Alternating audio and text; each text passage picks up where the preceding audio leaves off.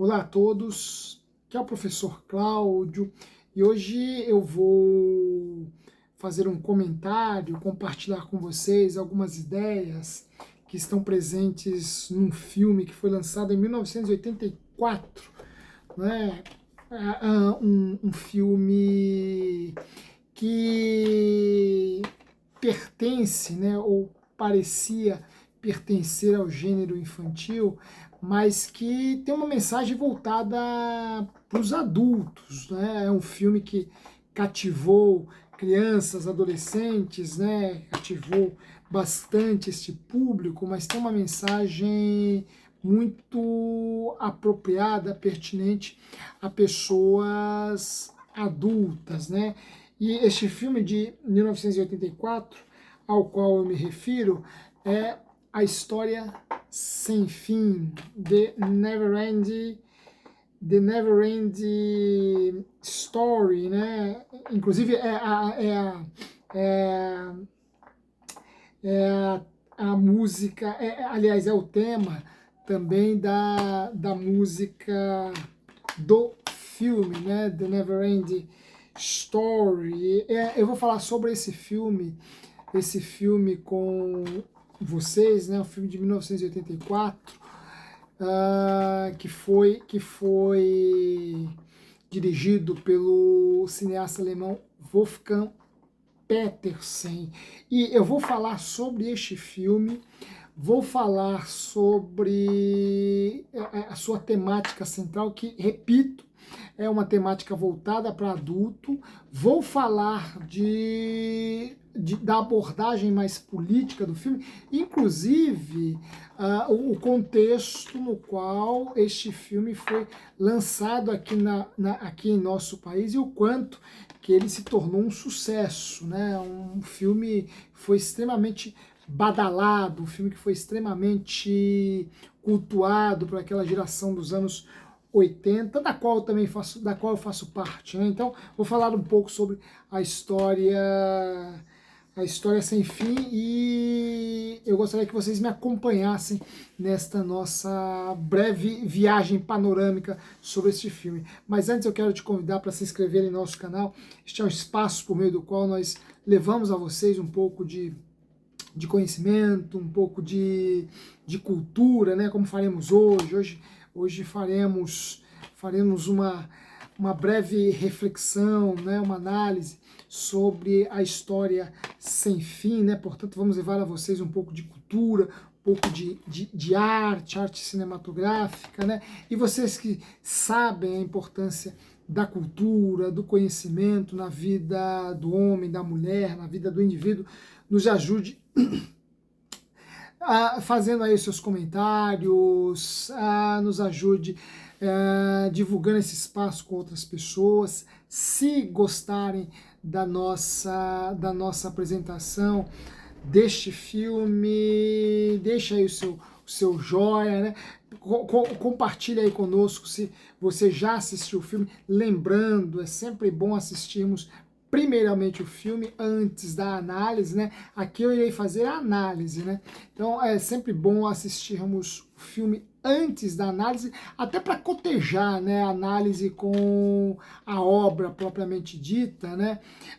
Para vocês terem uma ideia se as minhas análises procedem ou não, né? Então, além do que, a gente acaba ao longo da nossa apresentação adiantando algumas cenas, alguns temas que estão presentes no filme, e isso pode tirar um pouco o prazer de quem ainda não viu o filme, pode tirar um pouco da expectativa, né? Então, o ideal é que você primeiramente assista ao filme para depois acompanhar as análises. Então, se você já assistiu o filme, deixa aí os seus comentários sobre o que você achou do filme, se gostou ou não, se gostar da nossa reflexão aqui sobre este filme, da nossa análise sobre este filme. Não se esqueça de deixar aí o seu like e nos ajude compartilhando este espaço com outras pessoas. Pois bem, Esse filme, como eu já antecipei, foi lançado em 1984, né? A História Sem Fim. É dirigido por um cineasta alemão que fez parte da chamada do chamado, né, do movimento chamado Novo Cinema Alemão, e eu me refiro aqui ao Wolfgang Petersen, né? Inclusive o Wolfgang Petersen trabalha, é aquele tipo de cineasta que conseguiu fazer obras cinematográficas mais complexas, né? Diríamos obras cinematográficas mais cults, né? Obras cinematográficas mais elaboradas, mais bem construídas no sentido da própria linguagem, né? Lembremos-nos, né? O cinema é uma linguagem artística, né? E o Wolfgang Petersen fez filmes nos quais ele tem uma linguagem mais rebuscada, uma linguagem mais complexa, mais elaborada, né?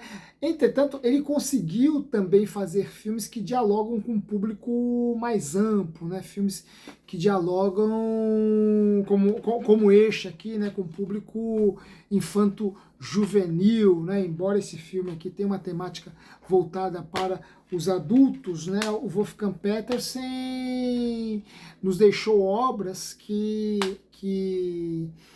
percorrem esses contextos diferentes, né? Obras que na verdade satisfazem aquele público mais exigente, né? Aquele público mais crítico, aquele público que já tem um certo repertório, né? Cultural, um certo repertório artístico, estético, né? E aquele público que é um público mais jovem, né? O Wolfgang Petersen. Inclusive eu estou para adquirir o Inimigo Meu, que também é do Wolfgang Petersen e que é um filme que se aproxima em relação à linguagem, né? Um filme que se aproxima do História Sem Fim, que é voltado para esse público mais amplo, né? Esse público mais jovem. Se eu não estiver enganado, além do História Sem Fim, que eu assisti novamente para gravar esse vídeo, o último filme do Wolfgang Petersen que eu assisti, se eu não estiver me enganado, foi O Barco, Inferno no Mar, que é também um filme da década de 80, né? E este filme foi o último filme que eu tinha assistido do Wolfgang Petersen, né? A gente vai revisitando aí obras que a gente já assistiu, revisitando alguns diretores, porque essas obras, esses diretores sempre têm alguma coisa nova a nos dizer, né? E né, ao assistir novamente este filme, né, eu acabei me deparando com muitas cenas que eu já não me recordava, algumas ideias, né? Enfim, né, é um filme bastante cativante, né? Os efeitos especiais, talvez você estranhe, né? Pois hoje hoje fruímos de outros recursos tecnológicos que não existiam no início da década de 80, né? E talvez vocês podem até estranhar alguns efeitos especiais, né? Mas isto não pode se tornar um empecilho para apreciar a obra, até porque vale a pena dar um mergulho também, contemplar esses efeitos, para a gente ter uma noção, uma ideia de como a coisa era trabalhada e apresentada lá atrás, né? Este filme, como eu já antecipei a vocês, é um filme de 1984 e ele conta a história de Os protagonistas são crianças, né? Ele conta a história do menino Bastian, interpretado pelo ator Berret Oliver, e essa criança, que é uma criança que perdeu a mãe recentemente, vive sob a cobrança do pai, que tem notado um certo desinteresse do pequeno Bastian por disciplinas na escola, né, sobretudo matemática.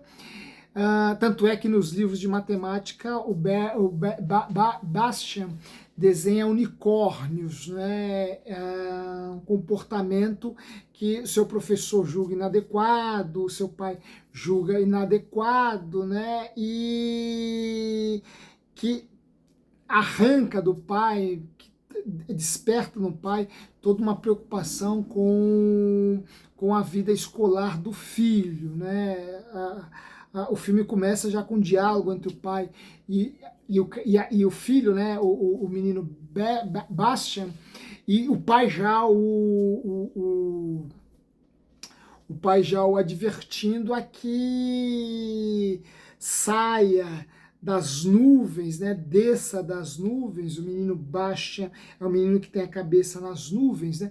Desça das nuvens e fique os pés no chão, né? Em vez de estudar, em vez de desenhar capricórnios, né? Vai estudar matemática e como professor de filosofia, essas ideias não nos passam despercebidas, né? Há aqui, inclusive, já um choque entre aquilo que seria uma mentalidade mais cartesiana, encarnada pela figura do pai, né? O pai exige do filho que se ocupe mais com a matemática em vez de desenhar unicórnios, né? Há aqui o choque, o conflito entre uma mentalidade mais cartesiana e uma mentalidade mais mais imaginativa, né? Mais criativa, mais sonhadora, né? Esse conflito é um conflito extremamente interessante e no filme vai ficar subentendido que uma racionalidade mais cartesiana não exclui, não precisa necessariamente excluir a imaginação e a criatividade, né? O que vai ficar subentendido no filme. Tanto é que ao longo dessa sua viagem pela história sem fim, né? Ao longo dessa sua viagem por Neverend Story, o pequeno Bastian vai encontrar um duende que é cientista, né? Então, vejam, o Wolfgang Petersen insere na narrativa, no enredo, essa figura do cientista que ajuda o menino nessa viagem imaginária, fantasiosa que ele faz, né? O que deixa subentendido que uma cabeça cartesiana, uma mente mais cartesiana, não exclui necessariamente as faculdades da imaginação e da criatividade. E mais ainda, né, sejamos bastante francos em relação a esse tema, né? Esses conflitos apenas existem na cabeça de algumas figuras, né? Por quê? Porque em todos os tempos, homens de ideias, homens de matemática, homens de ciência, mulheres de ideias, mulheres de ciência, sempre se valeram da imaginação e da criatividade para pensar matematicamente, para pensar filosoficamente, para pensar cientificamente, né? Então, são áreas que não se excluem, né? Por exemplo, um dos hobbies de Albert Einstein, o hobby de Albert Einstein era tocar violino, né? Ele gostava de tocar violino para deixar as ideias fluírem de forma mais espontânea em sua mente, para se desligar dos seus devaneios matemáticos, dos seus problemas com a física e se exercitar numa linguagem que é uma linguagem mais criativa, mais imaginativa, que é a linguagem musical, né? A linguagem musical requer criatividade, requer mais imaginação, né? Embora os pitagóricos talvez não concordem com isso, né? Porque para eles a matemática está na base da música, né? Mas o elemento criativo, o elemento imaginativo são os elementos fortes na composição musical, né? Fortes na produção musical, né? O filme vai deixar subentendida essa aproximação entre uma mentalidade mais cartesiana e a imaginação e a criatividade por meio da figura deste duende aí que se propõe a ajudar Bastian a chegar ao seu destino, né? Portanto, o filme parte desse conflito entre pai e filho. O Bastian, além de ter perdido a mãe, além de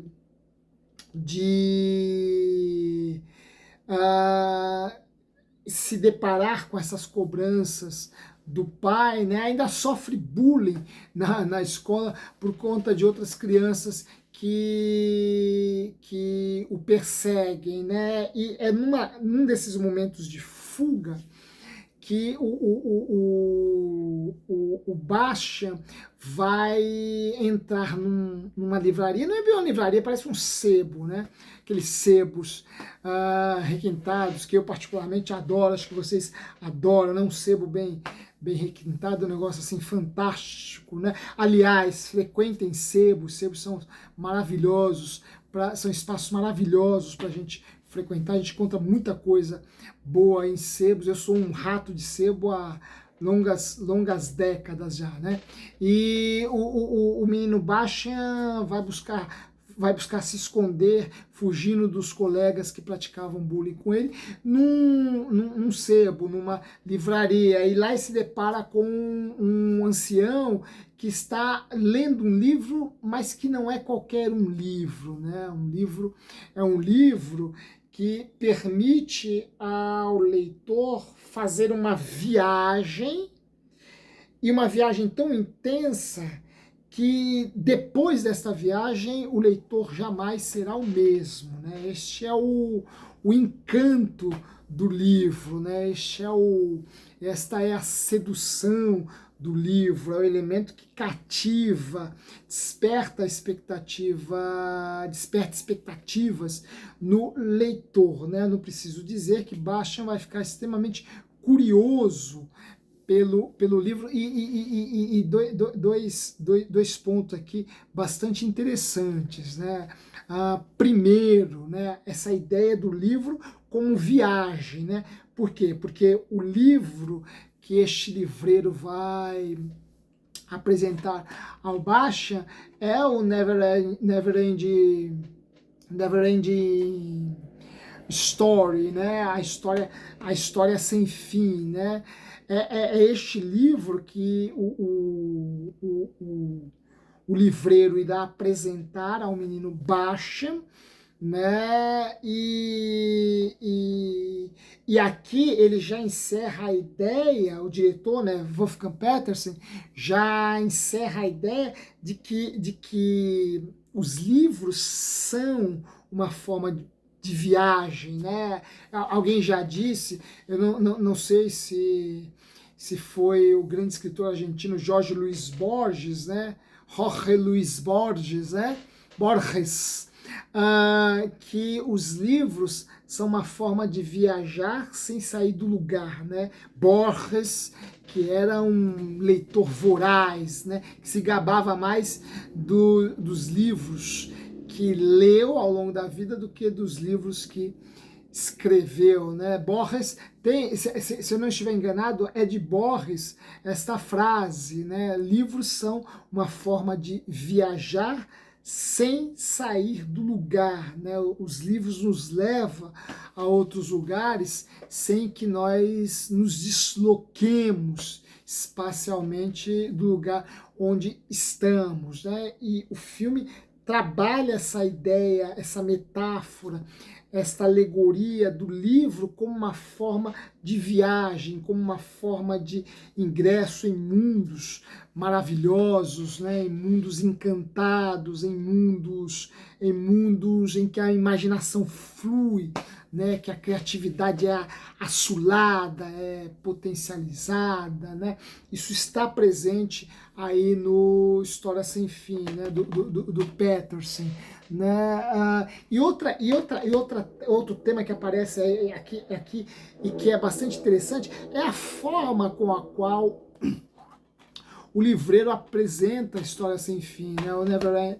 The Never End Story para a criança. Né? O livreiro consegue dramatizar a obra a ponto de despertar na criança a curiosidade para que curiosidade que vai levá-la a ler o livro, né? Isso aí é algo extremamente interessante que está presente no tema e um tema caro, né? Sobretudo a nós professores, né? Que vivemos essa faina, né?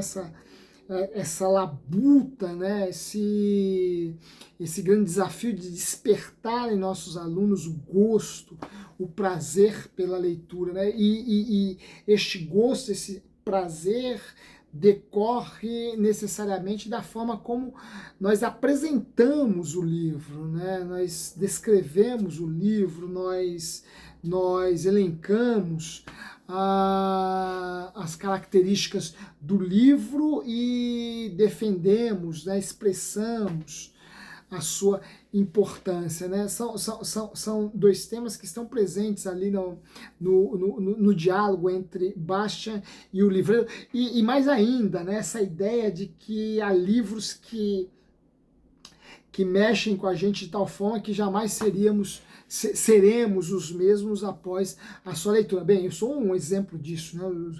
Os livros me transformam constantemente, né? Os livros mudam minha forma de ver as coisas, mudam a minha forma de valorizar aquilo que deve ser valorizado e não dar tanta importância àquilo que não merece tanta importância, né? Os livros são sempre estes companheiros de viagem que vão nos amadurecendo, que vão nos colocando diante de outros cenários, que vão aguçando a nossa curiosidade, vão aguçando a nossa inteligência, né? Enfim, nós poderíamos ficar aqui horas elencando os benefícios que o livro gera ao indivíduo, e um dos benefícios está aqui, né? Essa capacidade dos livros de nos transformar, né? de nos entregar para a vida, de entregar para a vida, para o mundo, uma pessoa diferente daquela que iniciou a leitura. Um exemplo de um livro que fez isso comigo, né, para ficar só num exemplo, foi Os Miseráveis, de Victor Hugo, né? Essa obra, a obra que me marcou profundamente. Outra obra que eu li recentemente, que me marcou muito, né? Me transformou muito, por assim dizer, o Conde de Monte Cristo, do Alexandre Dumas, né? Então, os livros têm essa capacidade, e isso é colocado aqui, essa tese é defendida aqui, e ela irá convencer o menino Bastian, que vai fazer um mergulho na história sem fim, né? E vai ingressar no mundo que irá cativá-lo de tal maneira que ao longo dessa sua jornada de leitura, dessa sua viagem de leitura, ele vai se entristecer, vai se alegrar, vai vibrar, né? Enfim, ele vai vivenciar a história como se uma personagem fosse. A personagem central da história vai ser o jovem guerreiro Atreio, né, interpretado pelo ator Noah Hathaway, que pertence a um povo indígena, caracterizado por sua caça ao búfalo roxo, né? Vejam, o protagonista, o protagonista da história, né? Que por fim, ao fim e ao cabo, quem se torna o grande protagonista da história vai ser o pequeno Bastian, né? Mas quem vai ocupar boa parte da narrativa é o guerreiro Atreio, uma criança também, né? O ator interpretado, né? O guerreiro interpretado pelo ator Noah Hathaway, que será incumbido em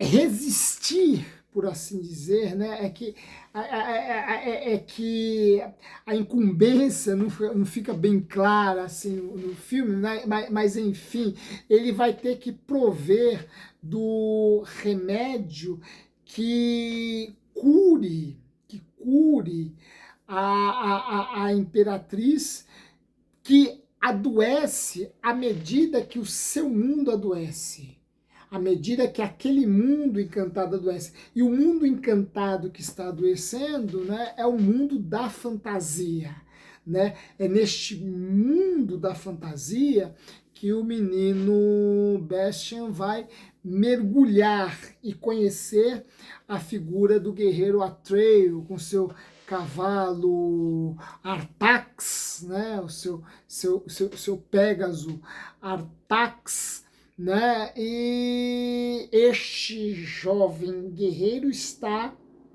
incumbido de resistir ao grande inimigo do mundo da fantasia e, consequentemente, promover cura à imperatriz. Por quê? Porque a imperatriz, né, que é também uma criança, interpretada pela atriz Tami Stronach, a imperatriz está ligada ao mundo da fantasia de forma extremamente simbiótica, né, de forma embrionária, de tal modo que, à medida que o mundo da fantasia rui, a imperatriz também vai padecendo, também vai adoecendo, a ponto de se ver a iminência da morte, né? E o que está destruindo o mundo da fantasia? Né? Esse mundo da fantasia marcado por, como é o mundo da fantasia, as personagens são fantásticas, né? Inclusive nós vemos aqui, né, a forte influência da literatura fantástica sobre este filme, né? Inclusive, em algumas cenas não vou dizer nós nos assustamos, né? Mas há um choque, né? Em algumas cenas, assim, um choque curioso, né? Enfim, né? Mas a gente percebe a influência da literatura fantástica neste filme, né? Que, só um parênteses, né? Vocês já notaram, eu tenho uma versão em minha coleção, né? Sou um colecionador de DVDs, né? Esse aqui eu tenho, todos os meus discos são meus DVDs são originais, né? E esse aqui também, né? Então, esse mundo da fantasia, né? Esse mundo fantástico está à iminência de ruir. E por quê? Porque o nada tem imperado sobre o mundo, né? O nada tem imperado sobre este mundo da fantasia, e isso de ponta a ponta, né? Em sua totalidade, nos 4 pontos cardinais do reino da fantasia, o nada tem imperado. Então ele tem posto em risco figuras como o comedor de pedras, como os elfos, como os duendes, que aqui já vimos, e outras tantas figuras fantásticas que aparecem no filme, né? Então, o que nós temos aqui? Nós temos um contraponto entre o nada e a fantasia. O nada será o grande inimigo da fantasia. É este nada que vai pôr em risco o mundo da fantasia. E quem vai conceituar este mundo da fantasia vai ser uma outra personagem fantástica, o Gmork, que é uma personagem do mal, né? Aparece aqui no filme como uma personagem do mal, e o Gmork vai dar um conceito, vai definir esse reino, esse mundo da fantasia e explicar, justificar o porquê o nada tem se voltado contra o mundo da fantasia. Olha, o Gmork vai dizer que o mundo da fantasia nada mais é, por mais redundante que isso pareça, né, nós estamos diante de uma obra que, embora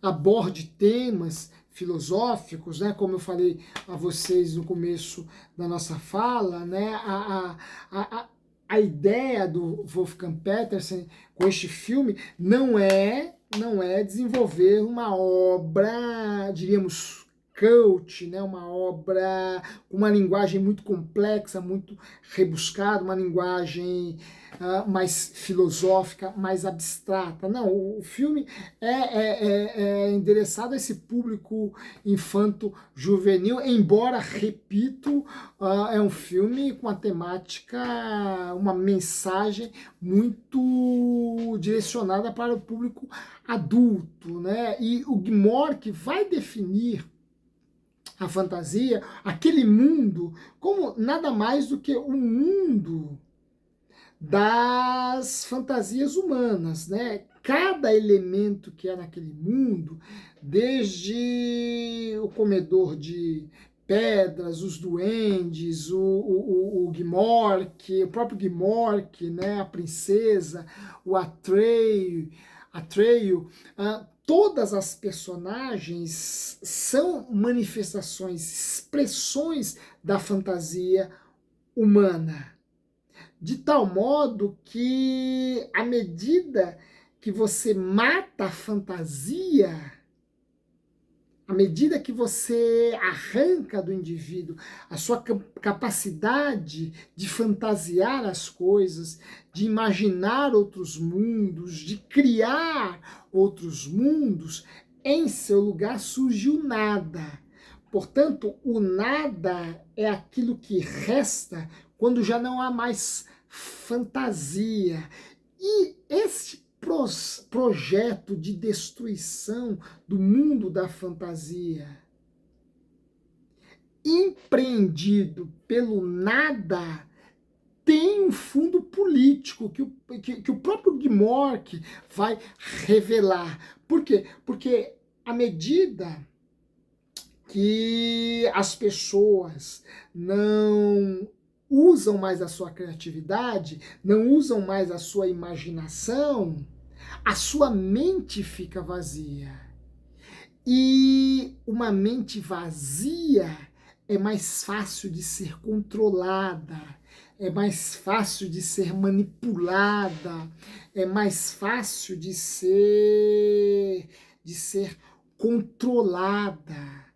Portanto, existe uma intenção política, existe uma intenção ideológica em se cercear, né, abafar, sufocar a criatividade e a imaginação humana. Por quê? Porque quando se abafa, quando se limita, quando se cerceia a criatividade e a imaginação humana, a mente humana vai ficando vazia, e vazia ela pode ser manipulada, ela pode ser controlada, ela pode ser dominada. Está posta aqui uma relação entre fantasia e política, né? Está posta aqui essa relação, né? Entre o nada e a política, né? Essa é uma relação dada no filme, e vejam, né? E nesse sentido o filme corrobora com as teses que defendemos aqui ao longo desse espaço. Olha, esse nosso espaço, esse nosso canal, é um canal voltado para levar a vocês conhecimento, para levar a vocês curiosidade, no sentido de querer se aprofundar nos temas, se aprofundar nas áreas do conhecimento aqui abordadas, né? Por quê? Porque isso é uma forma de ocupar a mente com coisas construtivas e, consequentemente, se proteger de figuras mal intencionadas que tem interesse neste nada, para nos valermos de um termo caro à filosofia nietzschiana, né? Neste niilismo cultural, né? Nesse niilismo científico, tem interesse neste niilismo filosófico, porque uma mente nihilista, nesse sentido filosófico, científico, cultural, é uma mente manipulável por figuras políticas, figuras religiosas, por influencers, diríamos hoje, né, por essas figuras vazias e ocas que não tem nada a dizer, não defendem nada, não apresentam ideias bem construídas, bem argumentadas, bem sólidas, né, e que vivem fazendo a mentalidade de muita gente por aí, né? Por isso que essa temática é uma temática extremamente atual, né? Uma temática extremamente pertinente. Portanto, existe esse movimento, este niilismo cultural, este niilismo científico, este niilismo filosófico que atende aos interesses de elites políticas mal intencionadas, de figuras religiosas mal intencionadas, né? E esta abordagem mais política que está presente no discurso do Gmork, né, que já é um discurso que aparece lá no final da obra praticamente, essa abordagem mais política, né, nos permite contextualizar o filme, o lançamento do filme, em relação àquilo que estava vivendo em nosso país, né, porque o filme é de 1984 e nós já estávamos num processo de redemocratização do país, já estávamos num processo de fim de regime militar para o início de um governo democraticamente eleito, não é? E o filme foi um sucesso aqui no país. Não só o filme, tanto é que a música tema, a The Never End, Story se tornou um hit aqui no Brasil. Tanto é que o cantor que interpreta essa música, né, o Limal, é conhecido aqui no Brasil só por conta da música tema, né, do filme A História Sem Fim, né, e é uma música, tem uma letra mais otimista, uma letra mais inspiradora, e o tema desse filme é um tema que cai como uma luva neste nosso contexto de abertura política, né, de abertura democrática, de fim de estado de exceção, né, fim de regime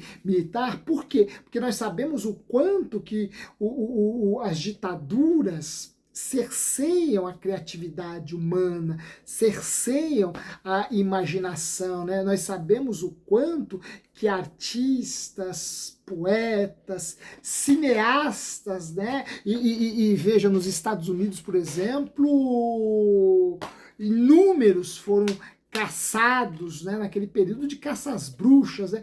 Quantos cineastas, né? Quantos diretores, atores, e outras figuras ligadas ao cinema não foram perseguidas sob a acusação de fazerem parte de movimentos comunistas, né? Um exemplo, o próprio Charles Chaplin, que chegou a ser proibido em voltar para os Estados Unidos sob a acusação de que ele, Chaplin, tinha ligações com o Partido Comunista, né? Vejam, as ditaduras tendem a abafar atividades criativas, atividades artísticas, atividades que requerem a imaginação, né? A ditadura tenta reprimir, né? Tenta oprimir, tenta abafar. E nesse sentido, o filme é extremamente pertinente ao contexto que nós estávamos vivendo aqui em 1984. Por quê? Porque toda aquela criatividade, aquela argúcia imaginativa que foi reprimida durante a ditadura, agora estava encontrando um horizonte de liberdade, agora estava divisando, antevendo um horizonte de liberdade para dar vazão a todas as suas potências, a todo o seu poder criativo, né? Então o filme foi um lançamento muito bem recebido aqui no país, sobretudo por conta desse momento político que estávamos vivendo e que estava colocando um fim a este nada ideológico, a este nada político, a este nada ditatorial que é contra a fantasia, né? Que é contra a imaginação, que é contra a criatividade, né? Então, até nesse aspecto, o filme veio em bom tempo, né? O filme ajuda, né? Outro tema interessante, outra questão interessante relacionada a esse filme é que esse filme foi uma adaptação de uma obra homônima, só que em alemão, né? De um escritor chamado Michael Ende, né? Que escreveu A História Sem Fim, mas que tinha uma abordagem um pouco diferente, né? Inclusive, ele ameaçou, ele impôs a produção do filme que arrancasse o seu nome dos créditos, né? Porque a obra não correspondia à obra literária que lhe deu origem, né? Na obra literária existem discussões mais filosóficas, né? O próprio Bastian é seduzido pela imperatriz, que é uma vilã, a se tornar um vilão, né? Portanto, um ocorrido bem diferente daquele que está presente no filme, né? O Michael Ende, inclusive, pediu para que o seu nome fosse excluído ali dos créditos do filme. Mas a obra veio à existência, a obra foi gravada e a obra se tornou um verdadeiro clássico, né? Um verdadeiro sucesso de bilheteria, né? Inclusive já é um clássico, né?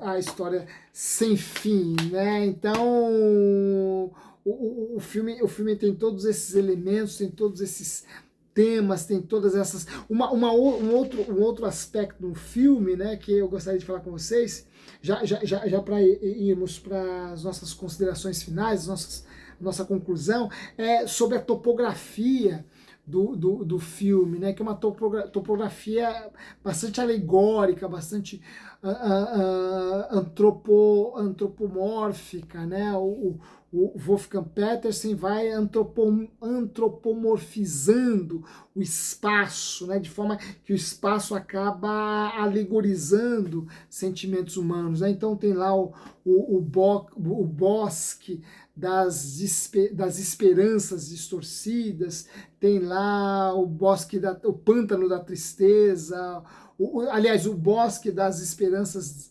destroçadas, o pântano da tristeza, né? Tem lá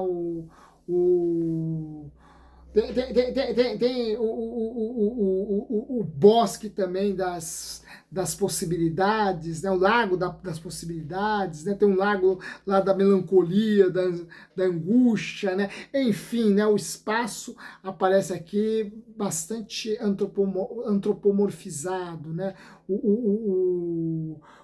A topologia do filme é uma topologia humanizada, porque os lugares vão representando sentimentos humanos, né? Então, quando você se depara com um bosque das esperanças destroçadas, né? A probabilidade de você superar aquele bosque é muito ínfima, muito pequena, né? Porque o bosque é bastante agressivo e a ideia é justamente fazer o indivíduo sossobrar no bosque das esperanças